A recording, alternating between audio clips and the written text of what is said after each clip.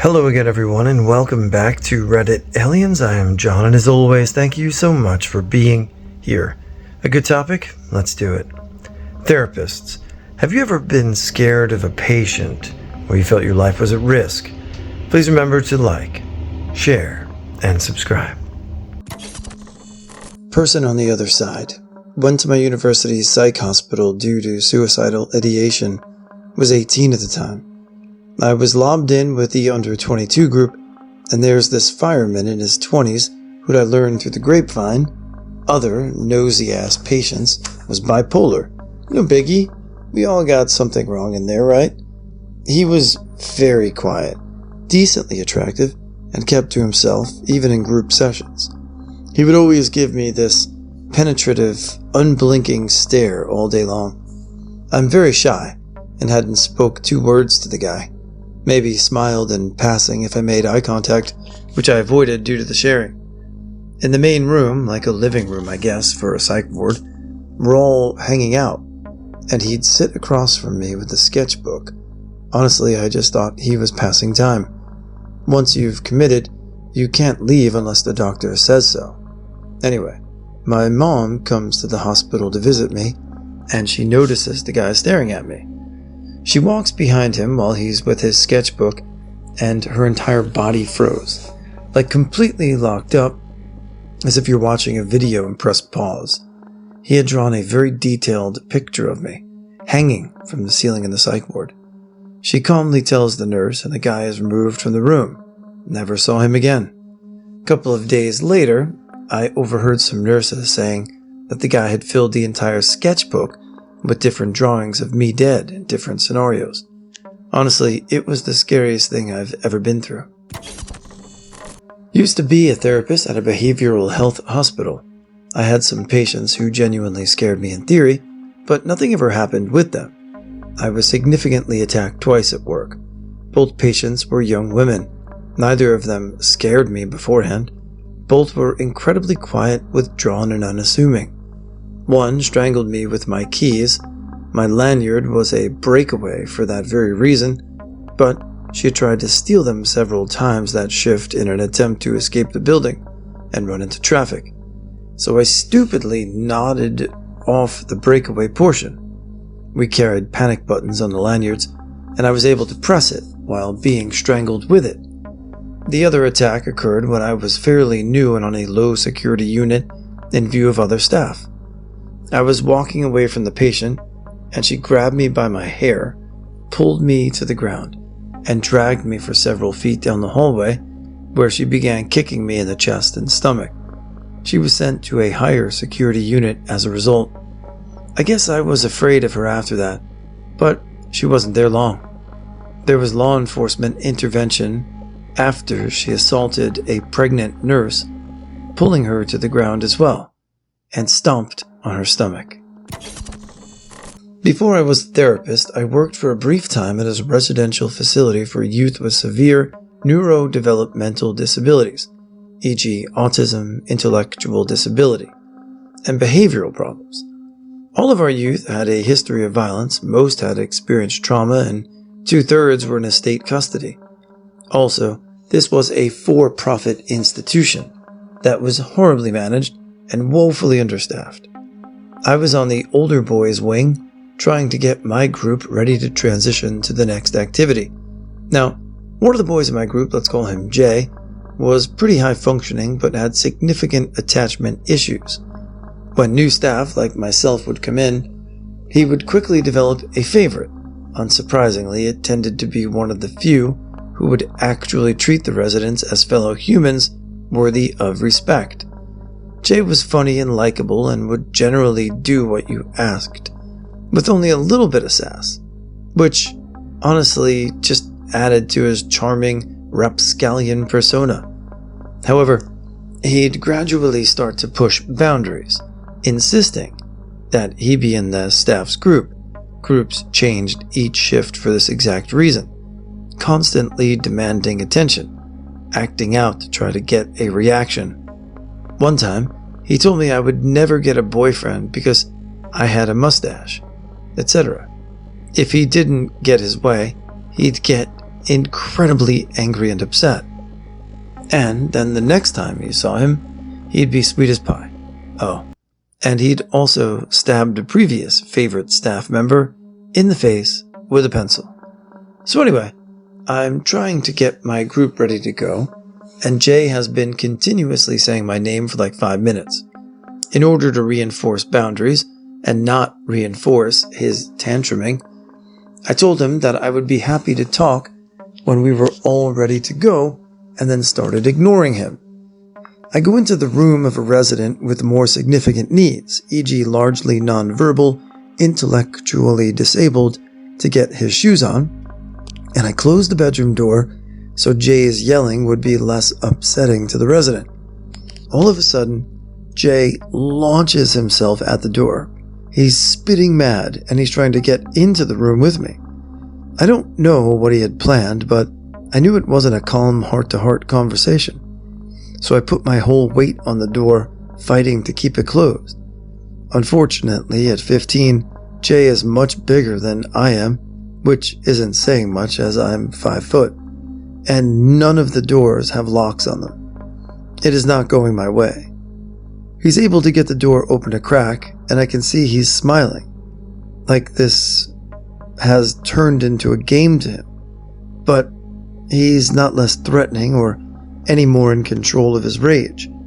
I'm freaking out, yelling for backup, but I can't reach my walkie without letting go of the door. Suddenly, out of the universe, Jay gets full body tackled and hits the ground with a thud. I take advantage of the opportunity to slam the door closed and send out a frantic emergency call on the walkie. When I finally walk, shaking, out of the room, I see Jay, still spitting mad, is being physically restrained by staff members and sporting a brand new bloody lip. To my surprise, staff members are restraining another resident, Tom, who is sitting there, calmly, just waiting to be released. Apparently, Tom had a history of witnessing domestic violence, and seeing someone try to hurt women was a huge trigger for him. So, he had sprinted from his room, tackled Jay, and put him in a hold. Tom's parents thought that karate would be their oppositional, angry son more than therapy, so he knew what he was doing. Tom had to face the standard consequences for violence, e.g. physical restraint until no longer a threat, loss of privileges for the day, but I made sure to thank him. I really don't know what would have happened if Tom hadn't intervened. It's got to be a genuine challenge to have the compassion and desire to help someone who may be acting outside of themselves because of something that was wired wrong or different in their brain, and trying to understand that dynamic, knowing that they're not fully in control, but still be fearful for your life because at any point this person could just snap and attack you. It's a noble profession, so thank you. I'm a woman and a therapist working with people with severe issues. I had a client come in for an initial visit whose file read like that of a serial killer. Animal abuse, torture of other children when he was a child, and homicidal attempts. I had an initial moment of intense feeling of and then shifted to, what happened to this guy? Turns out, what he went through as a child was more horrible than I could have imagined.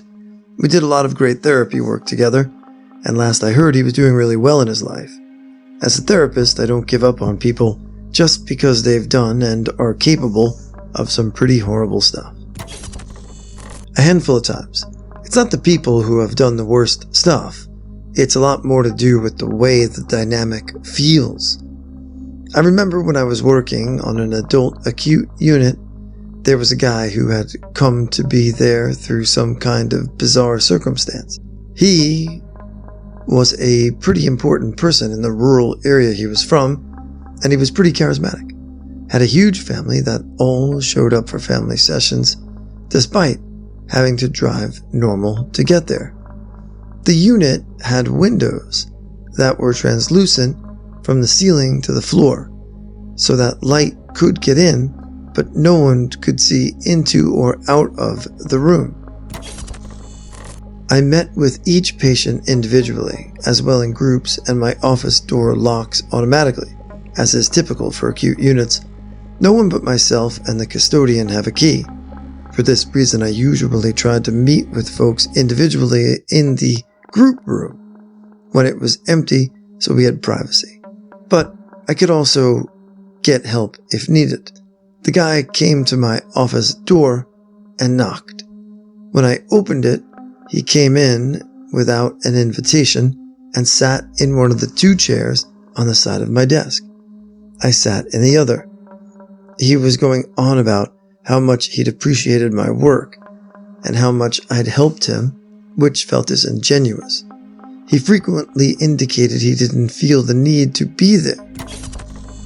I became gradually aware that he was between me and the door, which was not usually a problem. You actually want to make sure folks have easy access to an exit. Contrary to popular belief, you don't want to be between a patient and the door. I did home-based work after I left inpatient work. And in that context, you most definitely do need to be closest to the door. I was also uncomfortably aware of how close he was to me. He sold exactly and could exactly easily touch me if he decided to. I was aware of the fact that I don't usually feel uncomfortable with proximity as long as I generally feel safe, so alarm bells started going off. Then he suddenly said, "How do you like driving that little silver make and model of my exact car?" As I said, the windows of the building are all frosted, so there was no way for him to see me getting into or out of my car. All the hairs on my body stood on end. I had the mental image of being in a room with a tiger. Maybe I'd be fine. Maybe the tiger wasn't hungry or mad. Maybe he was. I was only going to get out of that room safely if I decided he would let me, which is exactly the experience he wanted me to have.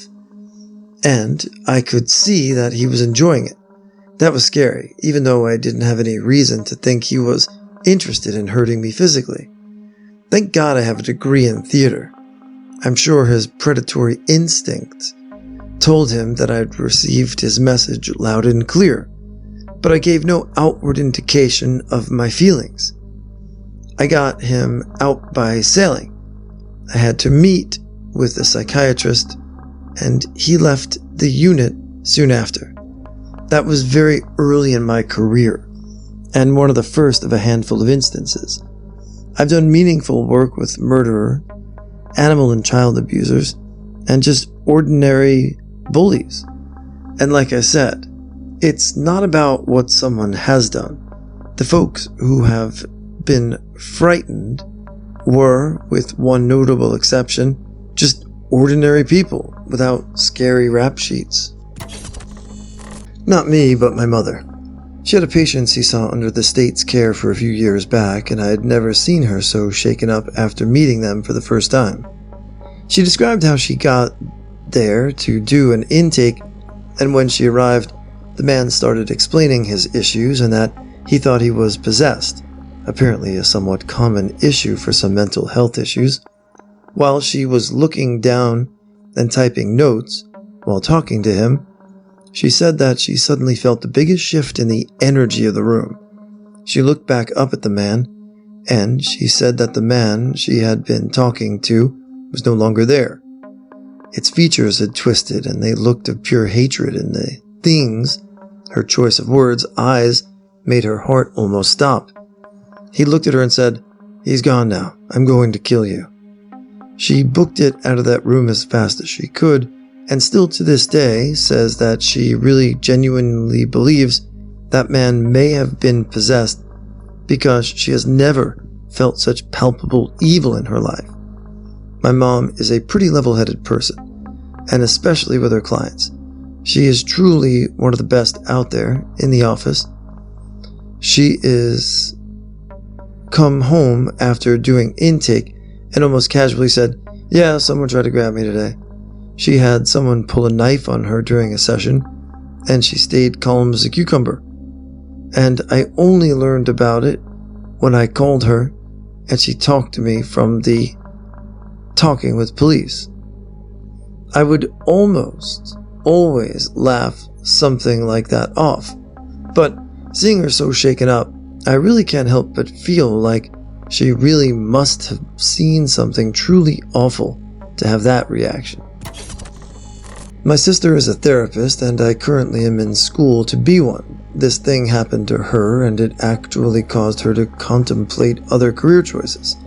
Like most therapists working for the public, she was treating a court-ordered client who had a personality disorder and a history of antisocial and predatory behavior.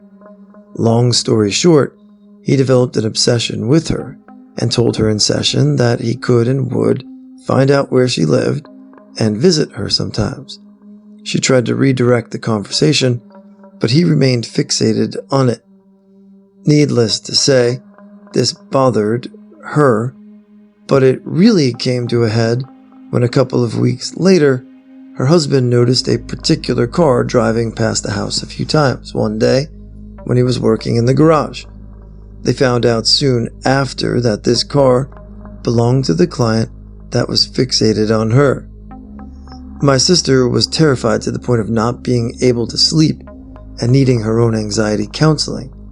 It was a very traumatic year for her, and I don't think she ever found out exactly how the client got her address. Needless to say, his case was dropped from her, and she never had to work with him again. And I believe she got a restraining order. Fortunately, she also lives next to a sheriff, so that helps. That was a scary scenario, and this is why I'm convinced that in order to be a mental health therapist, you need to be just as tough as you are compassionate, at least if you work at the public or community level, especially in this day and age, where someone can always find out your docs if they look hard enough. As for my own work in the field, I've worked with a number of dangerous clients, but I sort of thrive on stressful work, even with a trauma in different stipulations. You've got to know yourself and which situations you're getting into. Not a therapist, yet working on it, but I am a bachelor-level social worker who works intake support at a psychiatric hospital. Is that close enough? One patient has genuinely scared me before, and that was because I feared for my personal safety. She presented to the hospital because she had been experiencing some auditory and visual hallucinations. She was still oriented times 4, so she was with it, just somewhat agitated. There was this sense of unpredictability I got from her that I get from a lot of the psychotic patients we see. But that alone doesn't really frighten me. I kind of jump and just keep an eye on them, and nothing usually happens. But this patient, the longer she waited during the administration process, the more agitated she got. And for some reason, she zeroed in on me. She started yelling and complaining, which turned to yelling at me, to threatening me, and getting up in my face. I've never seen the look in her eyes before. She absolutely wanted to lay me the fuck out. I told her firmly that she needed to sit back down, and luckily she backed off. Her family was there, and got her to sit and calm down a bit. I left the room and sat down next to a coworker at the front desk in the lobby and was like, dude, I think I'm gonna chill here until she goes to the unit. And it's the first and only time I ever felt genuinely afraid of a patient or concerned for my safety at work. We see many high acuity patients, psychosis, hallucinations, and high as shit on stimulants. Seen some with homicidal ideation, one who strangled the family cat to death. None of those patients have actually scared me, who they are very ill and in need of help. Most of the time, I know they aren't even really aware of what they are doing or saying, let alone do they mean it. Even if they're cursing me out, I tend to take it personally. But that one female patient, it felt like she truly meant me harm. Obviously not a therapist, and it's a little off topic, but I've always wanted to share this story. I went to the ER for suicidal thoughts. Whoever it was lied to me and told me there was a courtyard at K1 that I would be able to do my sessions in, because the reason I didn't want to go back there is because I didn't want to be without fresh air, because that was the only thing that made me feel anything at that point in my life. So I get back there and ask where the courtyard is.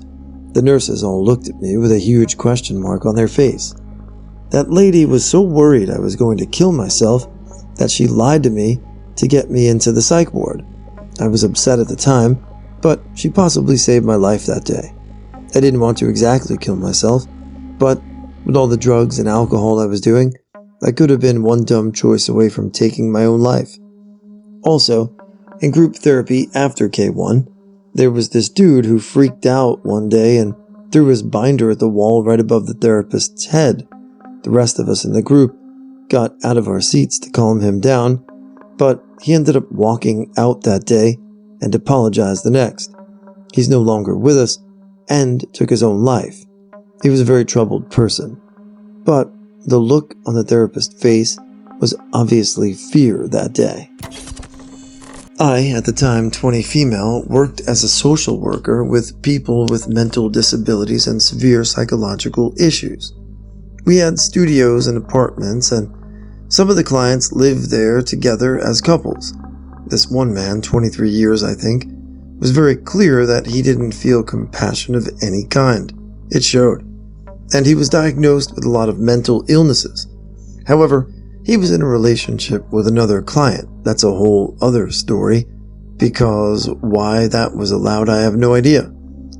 And when she pushed his buttons too much, he would just lose it. There's been a day where he was standing with a brick in front of the window where their baby was sleeping. He was mad at her because she didn't want to have sex with him, and he told us and asked me to tell her she had to.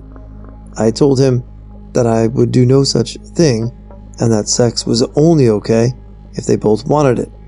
Well, the brick near the window is what happened. Luckily, my colleague was near their apartment and ran in right before he threw the brick. My colleague snatched the baby out of the bed and protected it. My colleague had some wounds on his back, but luckily the baby was all right. Another time, I got a call from my colleague on the night shift. It was 5 a.m., and he heard yelling and shouting. He asked me to come over as well, since he thought it would probably get out of hand. I lived like 5 minutes away from work. I walked in 10 minutes after he called me, and I heard the yelling too. We walked upstairs toward the studio. His now ex-girlfriend was staying in with the baby. He punched a hole in the wall, 3x6, and the only reason he didn't come through was because he punched it next to the kitchen, and that stopped him.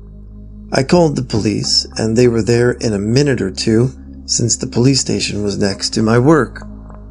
My colleague and I, at that point, did everything we could to protect his ex and the baby, and were trying to get him to leave. He tried hitting me, but my colleague stepped in front of me and used self-defense. The client ran when the cops came in. The girl was so scared that when I opened the door, I saw she had locked herself and the baby in the bathroom. She was so scared and was crying. To be honest, I was scared too. There was a big-ass man that was strong as hell, so if he wanted to, he could really do some damage. We demanded he be transferred to a location where they're more equipped to work with this type of physical violence.